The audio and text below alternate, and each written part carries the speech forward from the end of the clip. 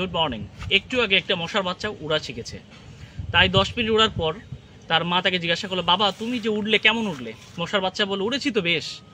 তার সব থেকে আনন্দ পেয়েছি, সবাই আমাকে দেখে হাততালি দিয়েছে। তখন মা মশা বলল, হায় রে বোকা, এই প্রতিটা হাততালি ছিল তোর মৃত্যুর ফাঁদ। বাস্তবিক পক্ষে আমাদের জীবনে হয়তো বা ছোটোখাটো হাততালি দেওয়ার মানুষ থাকে, কিন্তু হাততালির সংখ্যা দিন দিন যত বাড়তে থাকবে, মনে রাখবেন মৃত্যুর ফাঁদ ততটাই কাছে।